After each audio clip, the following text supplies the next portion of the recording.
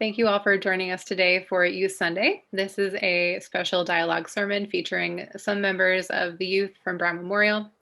We are going to have a conversation today about the Isaiah 40 reading for today's lectionary and discuss what it means to us as a group. So thank you for being part of a creative and different way of doing Youth Sunday, and for our youth group members for participating in this dialogue sermon. So first off, I'd like to ask you all what this passage made you think about, and feel free just to share and then pass it on to someone else. Well, I guess it made me think about something that I've been thinking about in my faith a lot recently, which is what does it mean to follow God? And what does God mean when when the Bible tells you to put down everything else and follow God? Like, what does that mean? So that's what it made me reflect on. The last few lines of the reading, or the last few verses of the reading, for me, just make me picture just patience. If you wait for something, it will always pay off. That's an interesting idea. The idea that as we wait, we can know and trust that what we are doing is worth it, or what we are waiting for will eventually come. I think the point that you brought up before we started recording, comparing this to the pandemic today, I think is a very good comparison. If we keep waiting, we get stronger, we get more accustomed to our current situation. We've been in school for, I guess it would be about 4.5 months or so. So yeah, I think that the longer we wait, we know that at the end of the road there will be light. It made me think about where we get our strength and what makes it endure, especially the metaphor about the plant, with only some get sown and scarcely has their stem taken, and only some, when the wind blows, stay strong. So sort of where resilience and strength come from and what makes them stick around. On the topic of strength, I actually really liked how this was written, because I'm starting to take English now in my school semester, and the way that this is lined up, it starts off by saying why God is more powerful, what God has accomplished, and what we are compared to Him, and then it goes on to explain that we will faint, but under the guidance of our Lord, He will give us enough strength to get up again and keep going and not to faint. So just from a literary standpoint, I thought it was very interesting how they built up why God was our strength and how we could use it to keep moving forward. There are no rhetorical fallacies. They steer clear of rhetorical fallacies, I guess. It's a good example. We don't need to include that. You can cut that out. I don't know. Some of our members of the congregation might include learning what a rhetorical fallacy is, or being reminded of that. But you are right, Yari. There is some good literary stuff going on in that passage. Joseph, could you elaborate a little bit more about how it is, how this passage is connecting to your relationship with God and your faith journey that you mentioned earlier? Well, I guess, let me think. I guess it makes me think about, you hear about discipleship, and the disciples laid down their lives for Jesus. Well, not literally. In the end, they didn't before his, but they gave up everything and followed him across his whole life. And that's an example of following God, but in the modern day, what does it mean to follow God? And like how do you do that? And how do you exist in the world as a disciple and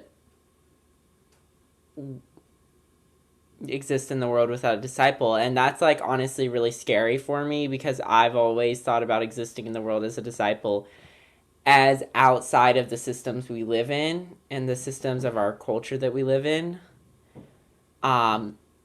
Like capitalism, for example.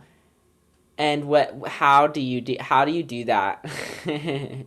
I don't have the answers, and that's scary for me, to reject everything else and follow God. Yeah, that is a scary thing. It can be very intimidating, and it requires a certain amount of risk and trust to do that. Yeah. I'm also intrigued by the like metaphors earlier in this passage about growth and natural life and the types of plants that survive and the types that don't. The imagery is pretty extreme with the how even God's breath can just blow on the plants and knock them down. Like that's how weak they are compared to God's breath, and which is, is a reminder, of course, of what you already brought up earlier about the strength of God being so powerful and that being so clear at the beginning of the passage. But Annalisa, I'd love to hear more about what that meant to you, like what the nature imagery meant and the like strength and resilience of nature and God's strength. Well, I guess when I first read that metaphor, I was sort of thinking of, well, the plants as people, obviously, but more of like integrity. Like it takes true strength to like stick to what like you believe in, or to like who you are in the face of like what I guess what Joseph was talking about, like all these like social systems, I guess. I don't know. And that there are all these powers trying to like blow the stem over. But it, like the strength is like staying up anyways, I guess. Or I don't know, just like the resilience. Yeah, that's an interesting idea that, the wind is portrayed as like God's breath, but there also are ways that we experience forces in the world too that are like negative forms of power that topple people over, maybe not literally, but like figuratively topple them over if the systems are corrupt, like the way that capitalism works, for example, as Joseph brought up, and the way that certain systems of oppression make it hard for someone to stand up straight in the world. So I think there's a difference there between like God's strength and that other kind of strength you're both talking about, like the strength that takes other people's power away, like because that's like a different kind of strength than the kind that's talked about later in the passage where God is giving strength to people who feel tired rather than taking it away from them. Have any of you ever had a moment in your life where you've like literally been physically tired and felt like you could not go on anymore? Like, has that ever happened to you? Like when you're in a game or on a hike or something? Well, before we move on, I just want Yeah, to yeah, yeah. make a comment on your previous point. Yeah. Actually, the giving power to like the faint and weak rather than like stripping power away from the strong, it was very interesting to me because that goes back to like the nature area where it says scarcely are they planted, scarcely sown, and all that. It shows that instead of like providing, or while God provides like power to the weak, the power is almost insignificant to those of the strong, as it can simply be blown away or taken away, and it shows like the fragility of humans and rather in comparison to God. So I Yeah, thought thank that you, was very Gary. interesting, because when we also in like other passages, when we think of like nature in terms of like the Bible, we see nature as like strong and stable, friendly. So I thought it was interesting as well. Thanks, Gary. Yeah, I also thought it was interesting. The passage or the line right before the section about the plants was, "Who brings princes to naught and makes the rulers of the earth as nothing."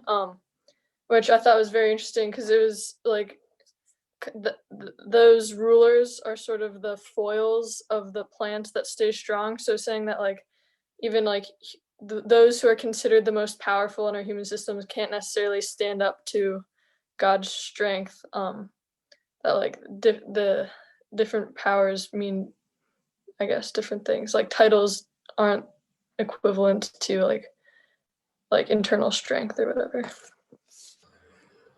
Yeah, I think the use of the word or the phrase its inhabitants are like grasshoppers sort of like solidifies the fact that like we are all just like so small compared to the greater force that is God, and that like you were saying about the princes and the rulers, um, you know, they are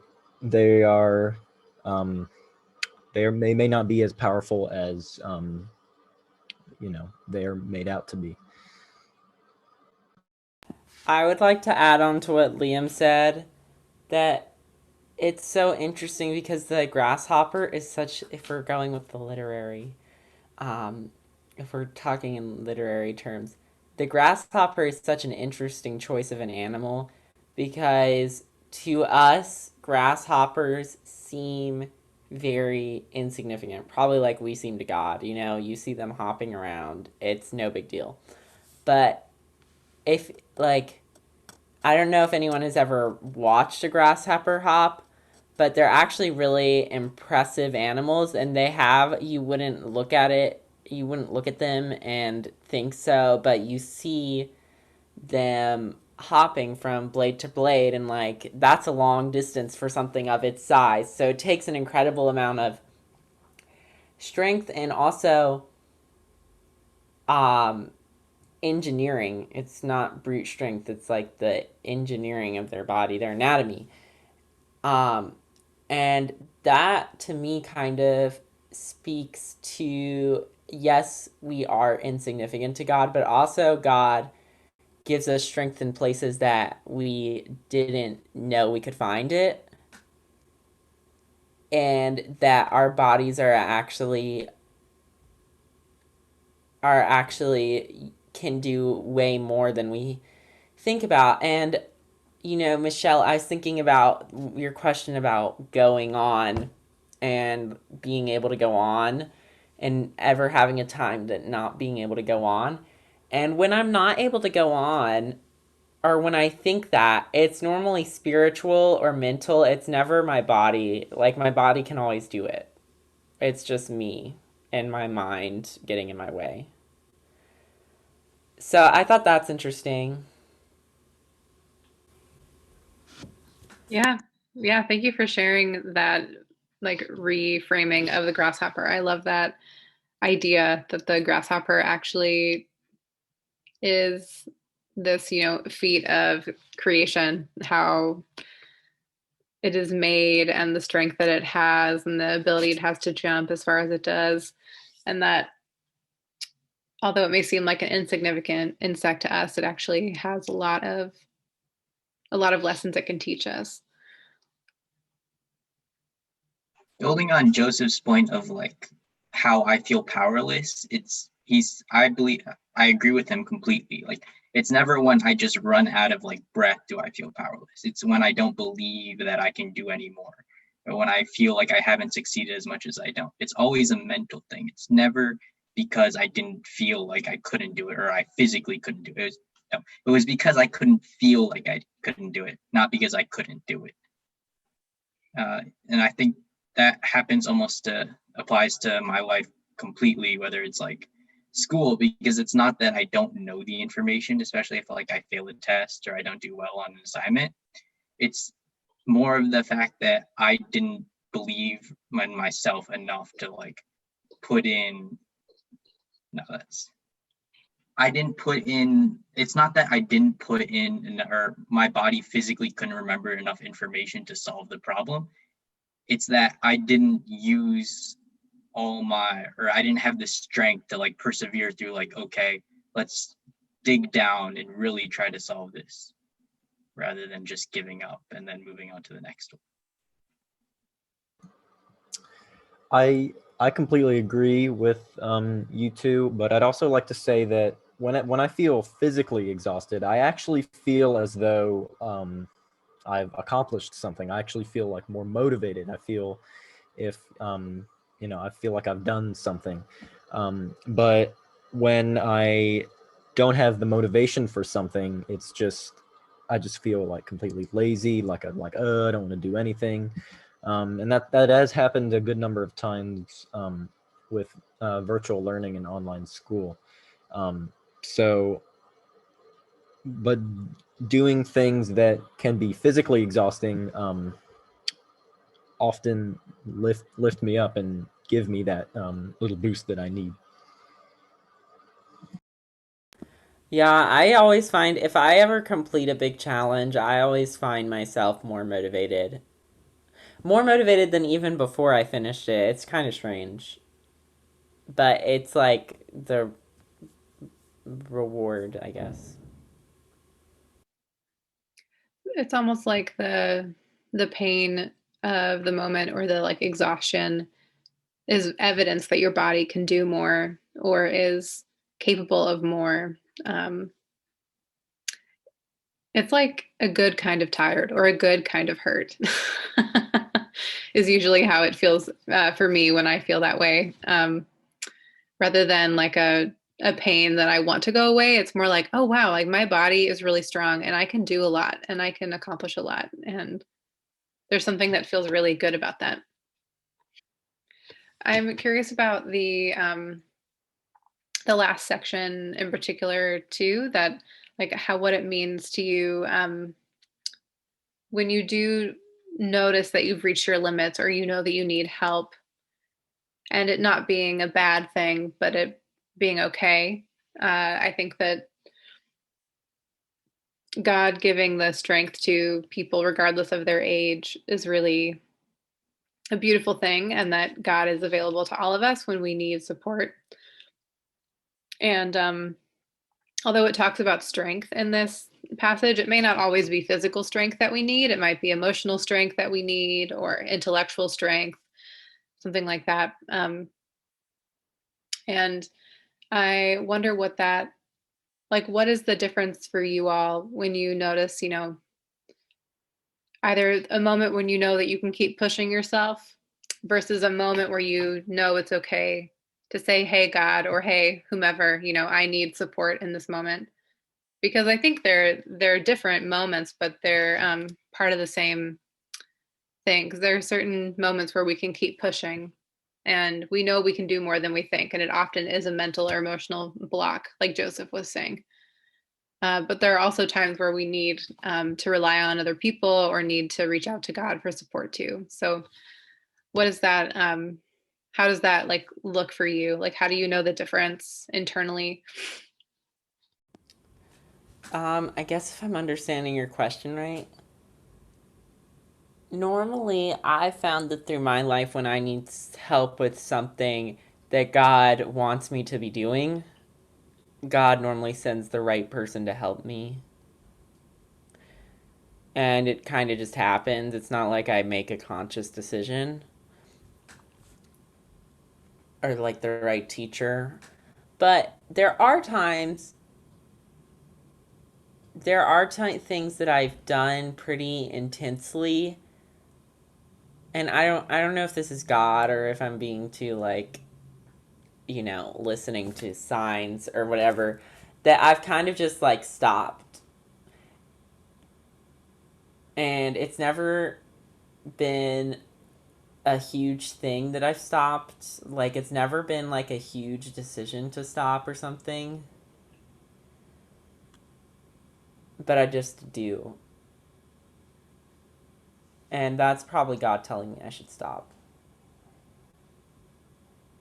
So I think through my life, I've put my energy in the right places, and God has done that for me, has kind of led me to do that. Mm-hmm, I mm-hmm. don't know if you feel the same way. I don't know if I'm kind of totally off base, but No, you're not. You're not. that's how I feel. I've had to make big decisions and like I've stressed out about them, but normally like it becomes apparent to me right what the right decision is like in a moment, but it's never stopping something or choosing to pick up something is never like a something. It kind of just happens, if that makes sense. Yeah, that makes sense. I agree with Joseph. Usually, when I want to accomplish something, I'll try to push myself until, or I just keep pushing myself until, yeah, I collapse, I guess. And then I'll try to wake up the next morning and I'll push some more. And if I truly am stopped, there is, for some reason, there's always a way for me to go around it, whether it's asking for help from one of my classmates or from one of my friends or my family or anyone around me. And that small push is always enough, or usually is always enough, to push me over the edge and allow me to continue to move forward no matter what it is. So I would say that's where I see like God jumping in. It's not when I like need help or when I've given up. It's when I've stopped making progress and I finally realize it's time to change something. And that's usually God's way of signaling me to move in a different direction. I think this is something I'm still sort of figuring out. I think I have a sort of basic inclination to just try to work things out for myself, and have a hard time reaching out for help sometimes, even when I should. So I don't know. Yeah, it's a tough one. It's definitely one that is a life learning that you'll learn at different like times in your life, for sure.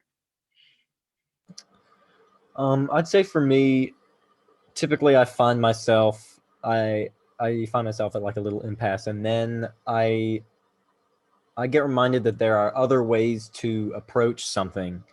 And I think that when I have figured out all the different ways to approach something, a problem, something I'm trying to figure out, that that is when I know to reach out to friends, family, whoever it may be, to God, um, to figure out what is best. Well, thank you all for sharing so openly and for being willing to talk about what it means to find strength and where you find it inside of yourself or in others or in God. We I've never done a youth sermon like this before, and it was really fun to just talk with you all about what you think about scripture and what it means to you and to hear you all reflect with each other. So this was a lot of fun for me. I hope you you enjoyed it too. Thank you for having me. Yes, thank you. Thanks, Michelle. You're Thank welcome. you. You're welcome.